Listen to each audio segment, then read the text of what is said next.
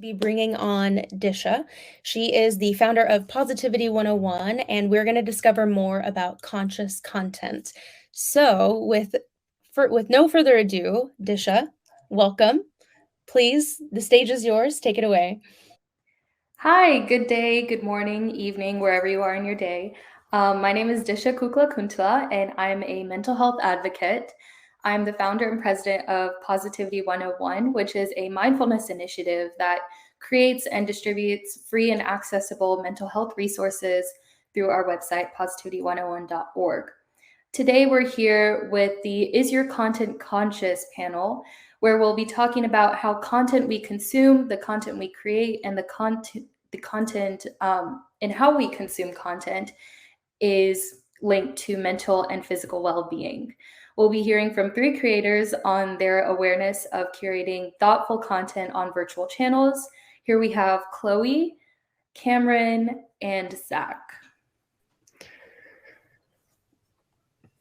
Hey guys, would you like to introduce yourself to everyone, please? Starting with Chloe. Oh, Chloe, you're muted. Thank you. Hi, everyone. My name is Chloe. I'm a senior in high school, and my pronouns are she, her, and I'm based in the Washington, D.C. area, and I'm also the founder of Mentality Masterpiece, which is a mental health space on Instagram, and the focus is just on making Instagram a more mindful place to be, and also including some just simple reminders that you can take during your day while you're scrolling on your feed to make your day a little more better. And beyond that, I also had the wonderful opportunity to intern with Lookup this past summer, and I've done a lot of work related to that, and I'm super excited to be here. I'll pass it off to Cameron. Hi everyone, I'm Cameron Bogatez. I'm the founder of an app that brings all your social media into one place so that you can scroll more mindfully and more consciously, and then spend less time and waste less time there. And I'm also a podcast host of a new podcast called Good Solutionism. So that's me. And I'll pass it on to Zach. Hi everyone, I'm Zach. I'm based in the Los Angeles area, and I'm the founder of Talk with Zach, which is a Gen Z space for important conversations, ranging from anything from relationships and academic stress to larger things like gender and race. And really excited to be here today. Awesome. It's great to have all of you guys doing amazing things here. So let's start off with sort of defining what conscious content is and how it works. Cool. I mean, yeah. I'll start if no one else wants to jump in. So I was thinking about this a little bit. I think realistically, the content that we know and we consume it day to day is mostly entertainment. And so the way I would define it is that conscious content is entertainment that we're consuming intentionally and rationally, so that we are weighing up the benefits and potential harms of consuming it. Building off that, I think a lot of times on social media, we all see a lot, whether we like it or we don't. And regardless of how it makes us feel, whether that's like you said, entertainment, whether it's good humor, gives us a good laugh, or it's more harmful and brings out maybe the comparison aspect that's so detrimental to our mental health on social media. And I think conscious content is really being aware of what you're looking at and intentionally not seeing posts that make you feel unhappy, and also being mindful of how much time you're spending on social media, because I know personally I could really get sucked into just mindless scrolling. And I think being aware of that is just really important. Yeah, similar to what Cameron and Zach said, I definitely think that conscious content is really just having that level of awareness of what you're doing on social media, and not just passively experiencing social media, but taking control over your social media experience and not just being privy to the algorithm, but instead making the algorithm work in the healthiest way for you. So active consumption of social media is a more mindful way of interacting with it. That's great. So how do you think it impacts society, social media, whether using it positively as a tool or negatively with passive consumption, how do you think it affects society in different ways? Like I was briefly talking about, the comparison is really, really harmful. I feel like a lot of times we'll see a post by a celebrity or someone like more famous, a lot of like content creators, and we'll see them either looking a certain way, or even like when we see our friends going out and doing things, we'll feel insecure about ourselves, whether it's comparing our bodies or comparing our experiences. But I mean, I think that is just like comparing yourself to someone who's taking pictures in ideal lighting, when they're looking their best, and then comparing yourself to someone who's posting only in their best moments is just not something that, like, it's not fair. It's just something that you can't equate those two. And I think that's something that we all fall victim to, but we have to be more mindful of the comparisons we make. I definitely agree. And going off of what Zach said, social media is so integrated into every part of our society right now. And I know a lot of people are like, oh, it's just online. But for especially like younger generations, like millennials and younger, and everybody really, it's such a key part of what it means to have an identity in a way. Like you have the person that people meet in real life, and then there's the person that people meet without even meeting you yourself, the way that you present yourself online. And I think in addition to comparison, there's that pressure to present yourself a certain way, and that can kind of, there's just so many different factors, like you're visible to so many different people who sometimes we can be our own worst enemies, and it's not even really like hate comments, but it's just that pressure that social media places that really makes it really harmful to individuals, and then also systematically as well. Yeah, I think like something like a like count, for example, is just really harmful if you're looking at that and saying, I want this amount of likes, but I'm not getting there. And then just feeling really bad about that. That can just really hurt you. And it's something so, like, it seems just so small, like it's not a big deal, but it is. Like that one number can have such a large impact. Yeah, and if we zoom out a little bit as well, studies are suggesting that generally mental health issues are maybe linked to excessive social media, and a whole host of other problems. We're seeing some more polarization because of social media, because of the way the algorithms work to drive a lot of engagement. And I guess I think that kind of brings us to like this problem with the idea of conscious content. It's actually really, it's a great ideal, but it's really difficult because conscious content isn't the typical content on our social media feeds, because naturally the content we consume is it's more effective for the platforms when it's more polarizing, more emotionally charged, and that's what they need to keep growing and keep making money. So it's a challenging question, but hopefully we'll get some we'll make some ground today. Yeah, and to add to that, just the fact that social media, the algorithm works in a way where it's trying to fuel what like viewpoints you already have and basically try and make it more excessive. And it doesn't really, it's not often that you see something that you don't already like on your feed, on your For You page. It's something that you've liked before, and it's a bridge on top of that. And so it's really hard to sort of branch out and in whatever facet it might be, like, for example, political, like it's not something, if you're leaning one way, it's not often you see something that's leaning another way on your For You page, for example.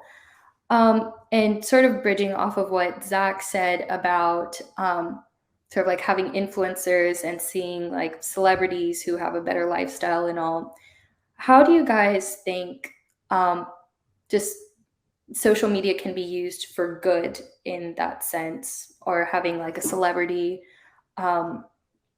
who influences society in a good way through social media? I've seen some celebrities do things where they'll post pictures without like the makeup and the setup and the lighting and all that, and just post like very like real pictures.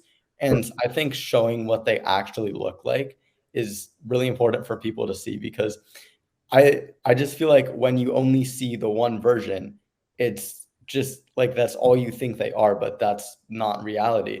And I think seeing both, like I'm not saying like just post the very raw pictures, but having that mix can just help to humanize them and make them seem just like all of us. I think on a larger scale as well, like celebrities being, or public figures being involved in like different forms of activism, whether it's environmental or more social justice based or just different facets. It's really about going beyond social media and taking that next step, bridging the ability of social media to like reach a wide audience and getting that audience to not just be aware but go a step further into action, because definitely on social media it's very easy to just passively post an awareness post and call it a day and say that you've done everything that you can. But while awareness is always great, it's also even better to go a step further in terms of whether it's monetary support or whether it's calling a not a hotline, but the like support lines that they have and different resources like that.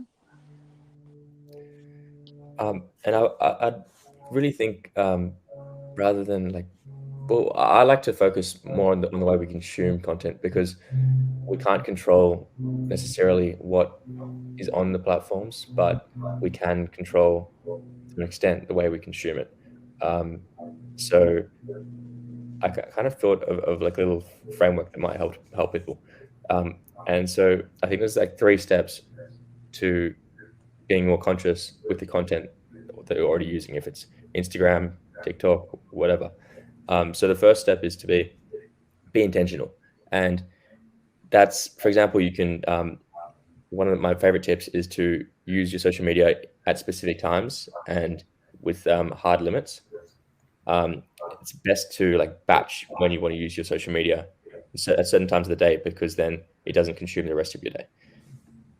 Like I think we've already touched on, follow people that you're actually interested in. And then also ask yourself, whenever you're on it, are you doing something that's worth your time? The second step is being authentic. And so we've already touched on this as well. Engage without kind of thinking about what other people are thinking about you. Just be yourself. And also really key is to watch your emotions, because all this content is designed to, or a lot of the successful content is designed to kind of hack your emotions in a way. And so it doesn't make you act in a rational way. And it's very hard to watch out for. But if you just kind of notice maybe that you're feeling slightly different and you're doing something you wouldn't do, try to just look passively and take that into consideration next time you're consuming your content. And the third step is to be open-minded.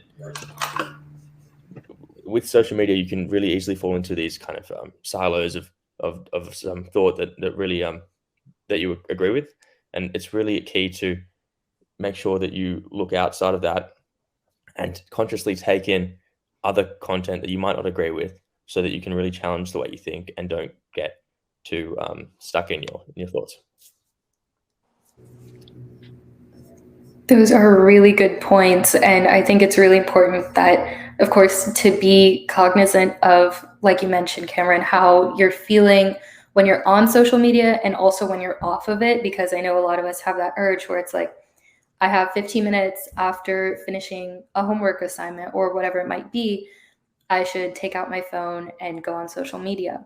And just from personal experience, usually when I open Instagram after doing something, I go with the intention of, let's check my messages, let's check how how my friends, like what they're doing, and in that sense. But it turns into, after 5 minutes of texting people back, it turns into like passively scrolling on Instagram. And just being mindful of every part of your social media experience is really important. Thank you for that, Cameron. Okay, so we can move on to the next question, which was, and Cameron mentioned how we can consume content better. But Cameron also mentioned that it's not much about like what the platform gives you, because like it's a part of the algorithm to sort of feed into your desires in a sense, or what you like. How do you think institutions and organizations, like either social media companies or any other institutions can help this issue of making a tool that is social media into a crutch? I think there's some things that social media companies have already kind of done in a way to assist users and not. It's kind of two-sided because they are businesses which really do depend on watch time and attention span to monetize because they're trying to push out ads to people. But at the same time, I know, for instance, like TikTok has digital well-being reminders that pop up sometimes, and they give you the option to click not interested. And I think that a lot of these apps have built in like timers that you can set. So like once you hit the timer, it will like cut you off and remind you like, oh, maybe it's time to take a break. But at the same time, there are a lot of features that we don't even really pay attention to that are kind of subconsciously even stronger and really keeping us hooked to these apps, whether it's the order of the posts that we're seeing, like what's the first thing when you open your phone, because a lot of the times it's something that they know a lot of other users, once they saw that, they interacted with it. So that's the first thing they put in your face so that you stay hooked. And I think that also just more transparency with social media companies, seeing what they're doing, whether it's in the form of reports, to just improve their practices with the well-being of children and users in mind.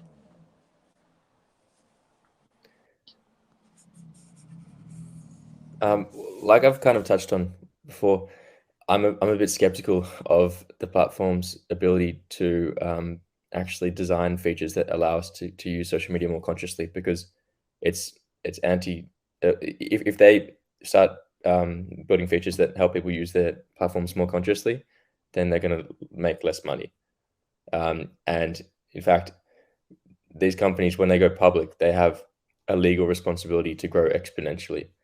So it's actually like a legal problem where they can't do this. And so that's one of the reasons actually I'm a little bit hopeful that Elon Musk might potentially do something more beneficial with Twitter, now that it's not public. To the best of my knowledge, it's been a confusing kind of ride with Twitter, but I feel like he may treat it as an experiment. Who knows? Hopefully, but apart from that, it's a real challenge, and I think that unfortunately individuals are kind of left to do something about it. And yeah, that's kind of where I'm trying to make some ground as well with my app as well. Yeah, and speaking of that, I think a great sort of experimental app that has gained a lot more traction recently is Be Real, because it's, for those of you who might not know, Be Real is an app where once a day you get a notification that it's time to be real. And basically wherever you are, if you get the notification in time, then you take a picture of wherever it is you are. There's no filter option. There's no editing the pictures or anything. And it takes a picture of whatever's on your front camera and your back camera.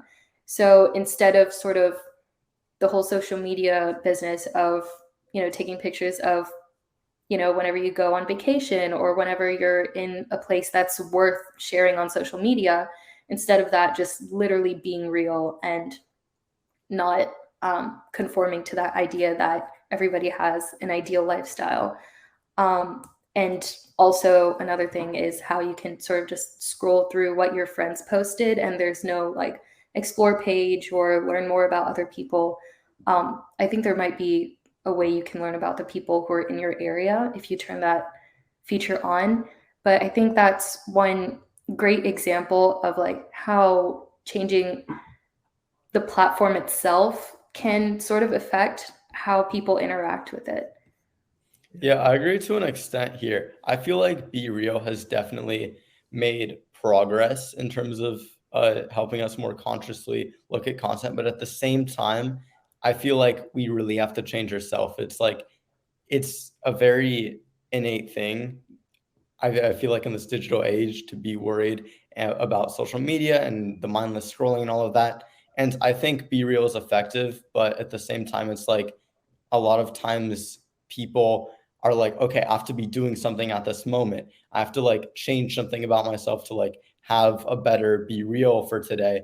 And I know that obviously that's not everyone. A lot of people are doing it correctly, which is great. But I mean, there's a million sketches kind of mocking that culture of like, be real. But it's almost like when you see people posting stories of like having a lot of fun, and while those are curated, now it's like, okay, now it's like they're always having fun no matter what they're doing.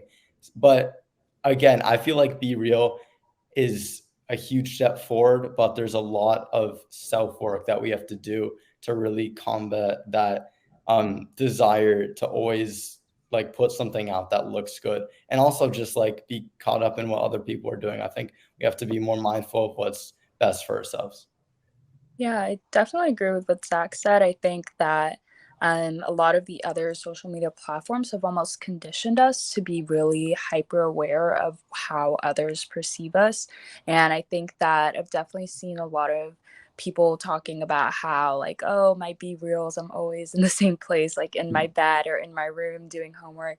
And I think it does it has its benefits and disadvantages as well. And I think a lot of it kind of depends on your own relationship with how others perceive you. And I think a lot of that does come down to sort of the advice that Cameron was giving in terms of just being very aware of what you're doing on social media, and then also kind of just realizing that at the end of the day, yes, people are aware of you, but they're not centered on you as much as you are centered on yourself. Yeah, that's a great point. And I think sort of going back to something that you mentioned before, Chloe, about how although apps like Instagram, for example, introduced a 10-minute reminder or mental health breaks, they also introduced like liking stories. And personally, like from personal experience, whenever I post a story and like if I normally get like 1 or 2 likes and I don't get a single like on something, it's sort of that sense of validation, like, oh, this hasn't been validated by other people. This isn't the type of story I need to be posting. And like I'm mindful of that. I'm thinking that way. And of course, like trying to combat that is a lot of what Cameron mentioned about being present, being mindful. And yes, and we have a question actually, because since it's related to the topic we're talking about now, do you think that some of the features that social media companies add to their products are there primarily to diffuse criticism of their designs? I would say yes. I really think that they're not designed, or they're not putting the effort into design them to be effective.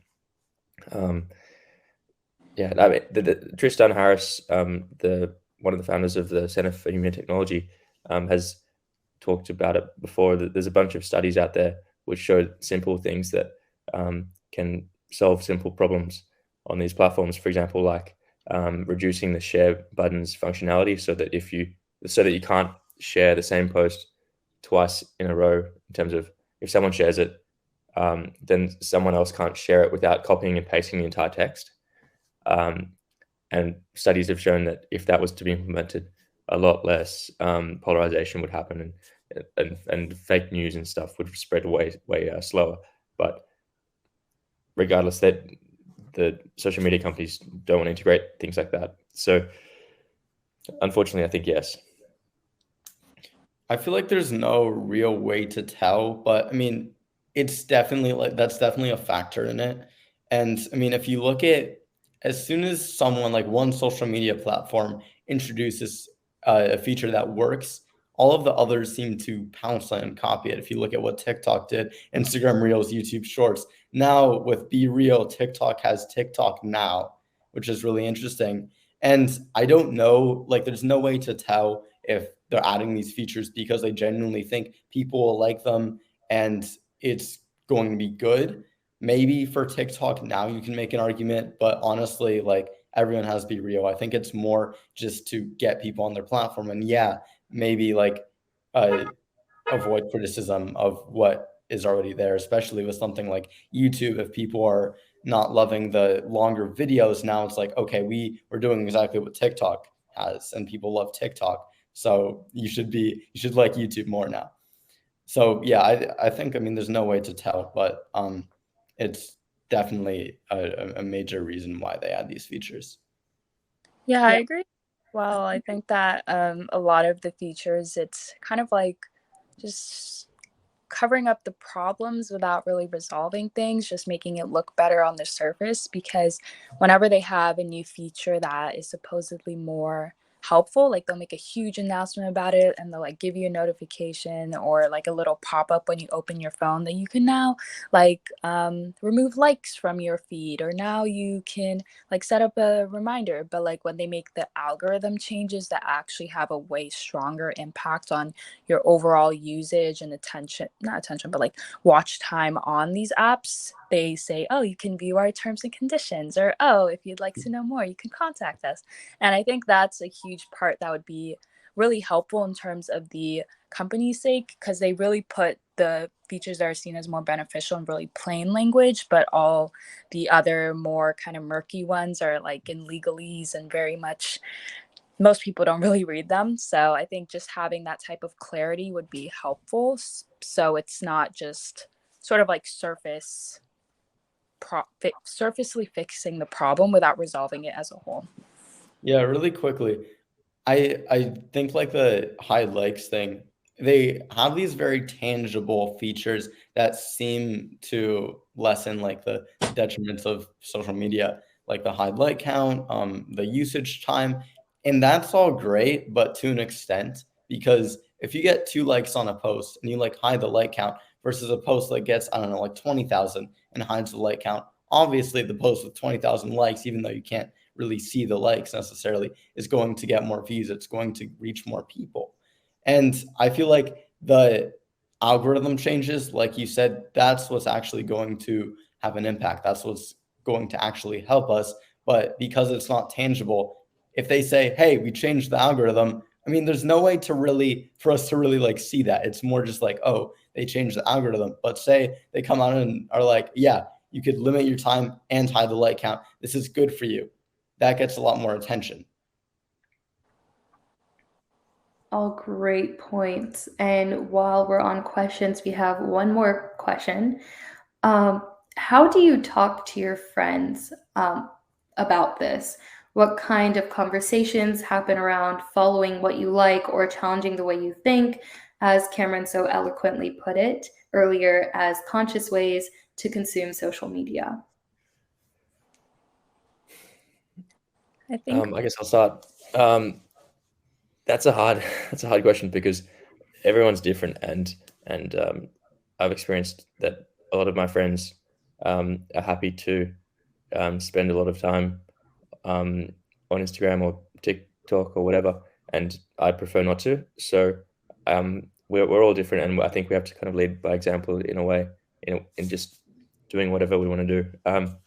But for the most part, communicating with friends, keeping in touch with friends, can be done with fairly non-intrusive apps like Messenger or WhatsApp or whatever. So I don't think as much as we'd like to influence our friends and help them use social media in a healthier way, it's really hard to change their behavior, really. So that's my take.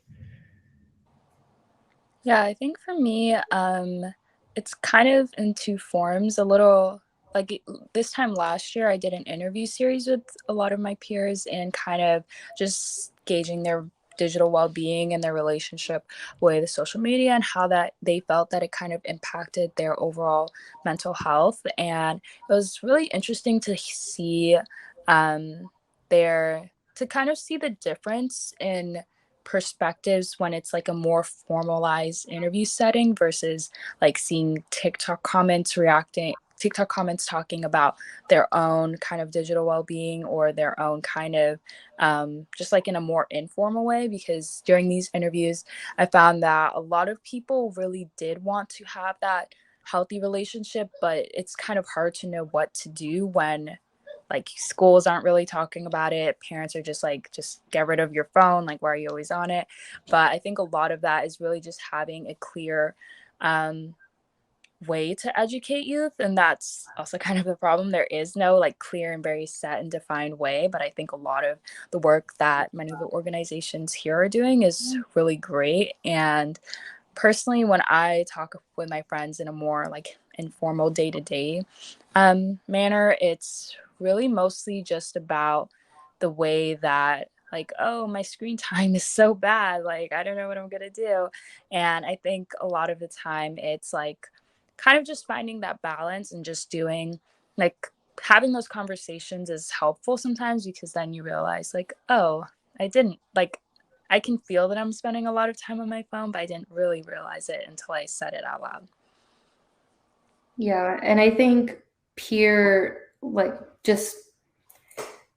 not peer pressure, I don't want to say peer pressure, but like just being a friend and saying, I guess you could be a good example, because like what friends do really influences what you do. And even if it's like a really underlying influence, like for instance, just a few weeks ago, one of my best friends, mentioned that she spends more time on Pinterest because it's more mindful. Like she finds it a more mindful platform than say Instagram, since everything's very like there's no like count, no one really cares about that or about comments, and it's very much just you find what you like, you put it in a pin board to look at later, and it's more peaceful for her. And because she said that, I opened Pinterest for the first time in 2 years, and it's just subtle things that you do can really influence what your friends do. And so I think being mindful for yourself and being more vocal about how you're being mindful and how it's helping you can also be a way that your friends can be positively influenced as well. Awesome. And as Chloe mentioned, that was a perfect transition into our question on how you think educational systems can provide support for kids. I feel like, I mean, like you mentioned, we're not really being taught about this. I'm in school right now. They never talk about social media. In the media, social media is slammed. The media is saying it's terrible. Parents say it's terrible. But then when you hear all your friends like talking about it and using it, there's that pressure to be on it too. And like about that question, I don't really have conversations about it. My friends don't have conversations about it. Like people don't really talk about it with their friends. They don't really speak up about how bad it is for you that much, unless it's like a mass media thing about how hurtful it is and harmful.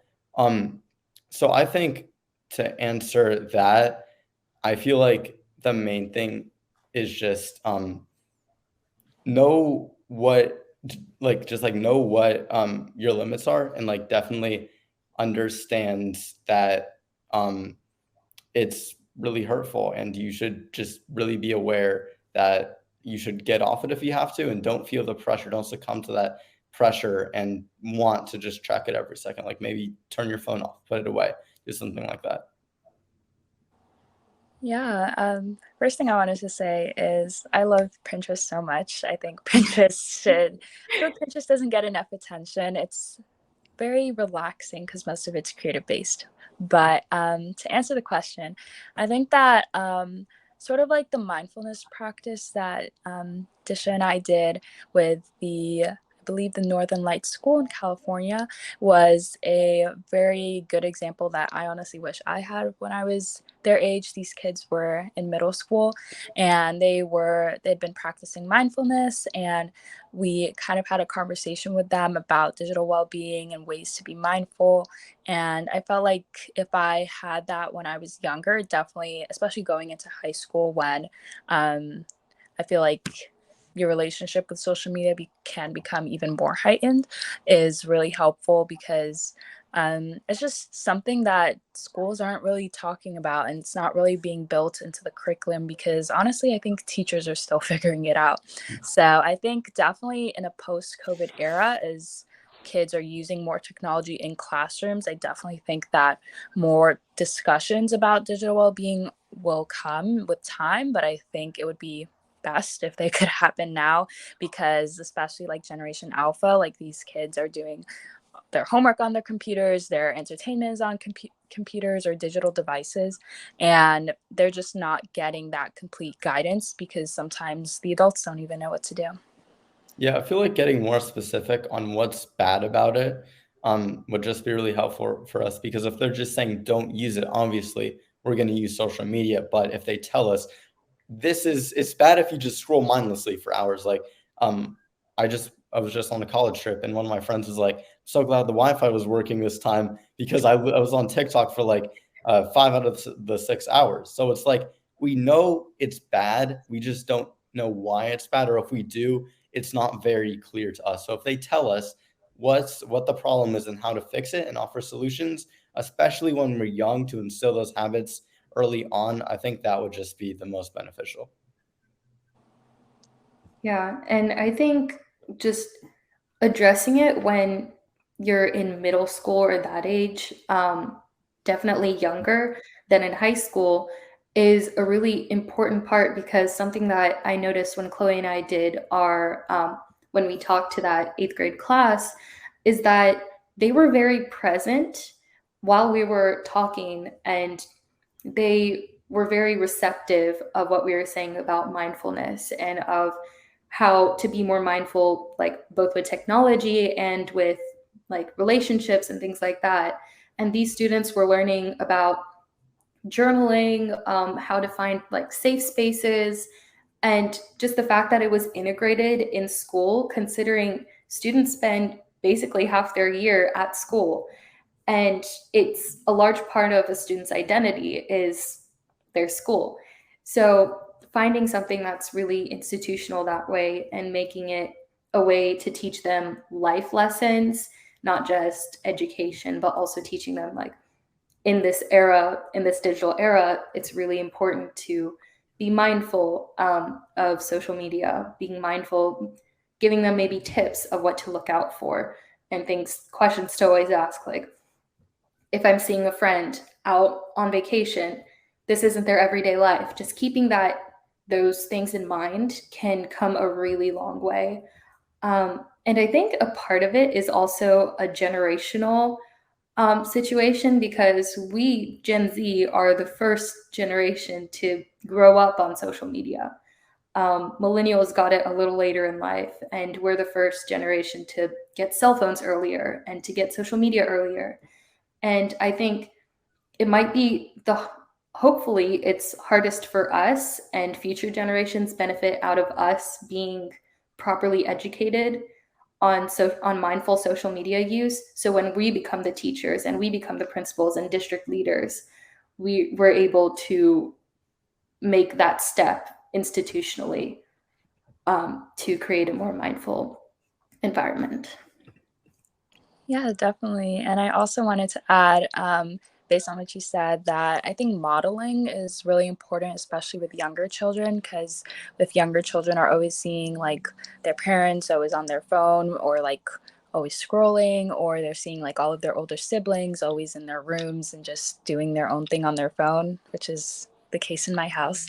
I think it's definitely something that I forgot exactly what it's called. I think like implicit lessons or something like that, where they talk about the things that students learn in school besides what the teacher's saying, but also norms and different just societal practices that they learn by seeing. To illustrate the power of that, I've kind of got a funny example. I've heard recently that apparently coffee shouldn't actually taste good to our taste buds because it's so bitter, but because of the way we drink in social settings, and maybe our parents drink it or whatever, we learn to enjoy it, and it's just something that naturally our taste buds don't like because it's so bitter. But yeah, so we adopt things from other people and habits from other people with a lot of it just happens so often across our lives. Yeah, speaking of, I think coffee, like 2 years ago, I hated the taste of it. And I was like, I'm never going to touch coffee again. And I had a cup of coffee this morning voluntarily. So the way things change. Yeah. So speaking of like generational, just like us being Gen Z and being the first one to grow up on social media, for future generations, when do you guys think kids should be introduced to social media? And on that note, if you'd like to talk about phones, that would also be great. Yeah, I feel like a good age is in middle school. This may be a little controversial, but I think because in middle school you're figuring yourself out, no one really knows what they're doing. It's a great time for them to figure out social media. So then when you get to high school, you know what works, you know what doesn't, and you're more set in those patterns. In terms of phone, like when kids should get their phones, I got my phone really late. I got my phone actually like at the end of 8th grade, like literally right before COVID hit. And good thing I did, because I don't know what COVID would have been like without it, which may be a bad thing considering I use social a lot. But yeah, so I feel like phones should be given in middle school. They're good to communicate with. It's how people be social. Texting is a big thing. That's how you make your friends. That's how you keep your friends, how you make plans, all of that. And it also leads to this sense of independence that I think should start in that transition from elementary school to high school, which is middle school. And that's really where kids start to just develop into who they are. I think that the age for, I guess, in terms of social media specifically, and maybe like having your own Instagram account or your own TikTok account, I agree with Zach, kind of like middle school.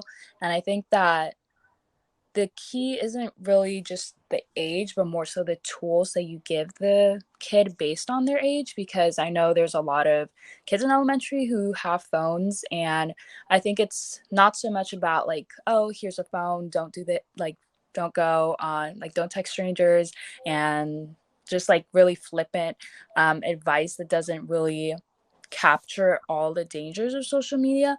So I think it's important for, I guess, parents and just other people who the person who's receiving the phone look up to have that sort of guidance, to have that sort of like, this is how you don't become addicted to social media, and this is how you kind of just stay conscious about what you're viewing and also stay safe, because that's also a very large concern. And I think especially for younger children like Generation Alpha, I know YouTube doesn't really count as social media, but there is the ability to comment sometimes, and it is like anybody can upload almost anything. And I think that even for younger kids, just having that like, oh, if you see something that looks a little strange, just even the thumbnail, like, don't click it, and having that kind of very clear guidance that parents can give to their children. Awesome. And yeah, I also agree. Cameron, do you have anything different or you'd like to add? To be honest, I'm not really an expert on this topic. Yeah. Yeah, that's fair. Yeah, I feel like social media, I personally think social media should come a little bit later, just because like in middle school, you're still, at least for me, middle school is more of like finding your place in this world, finding like what your niche things are, what you like, what your personality is. And like, I think that social media shouldn't influence that stage in your life. Like, I do understand the part of like learning social media before you go to high school when it's an integral part of your life. But I personally got social media into freshman year, and I'm glad I got it at that age, because I feel like if I got it a little bit earlier, I don't want my personality to be based on what I see on social media. I just think that's a really precarious age in that sense. But phones, for safety reasons, I think should come a lot earlier. Yeah, you mentioning that made me remember when I was in middle school, there was a point where, no, not middle school, like 5th grade, where some people, like about half the grade had a phone and like half the grade really didn't. So we would like all communicate over email, and we would have group chats with the school email, and you would email people back and forth. I feel like, I think Cameron mentioned this, like social media sites that aren't like WhatsApp, or like sites where it's just purely communication and there's not that much of like uploading content. It's just mostly messaging.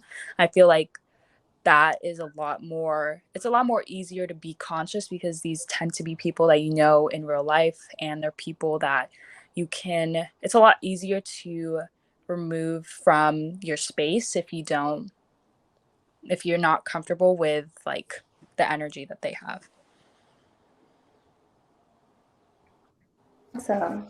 And as we're wrapping up, the poll, some great responses in the poll, that it should definitely be a combination. That was some things that other people said for the other option. Seems like 50% of the people said social norms are really important, which I know Zach hit on quite a bit. And then 50% said other, and most of those others were combinations. And then 50% said it's a lot of yourself and trying to be more introspective in that sense. Awesome. And does anybody have any sort of final thoughts? Anything they'd like to add? Actually, I'd love to add just to end on an optimistic note. We mentioned be real before, and while I agree that it's not perfect, and I actually don't use it because I don't think it does the best job of helping us be authentic, but I think it should give us hope that technology and new apps can actually grow really quickly and also be better than the existing social medias. So I think there's a sweet spot there, and we've got to hope for some better alternatives. I do think technology can make change really quickly, and we just have to do it in the right way. Going off that optimistic note, social media, it has the word social in it. If we master how to avoid getting sucked into it and letting it harm us, we could really use it to have a great time socializing, meeting new people, getting closer with our friends and existing relationships. And I think that's just something to keep in mind. It's called social media.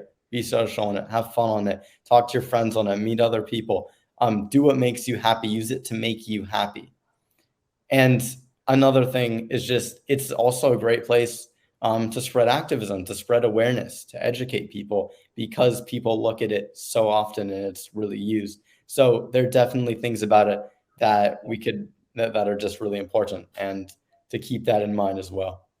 Yeah. And I think the fact that it's important to notice that social media is nothing but a tool. I wrote a blog for Lookup that talked about social media is like a hammer in your toolbox. It should be used for, like Zach said, spreading connections and, keeping up to date with your friends. It's meant to be something that positively impacts you. And the most important part of actively consuming content is that it's benefiting you, and being mindful of how it's benefiting you.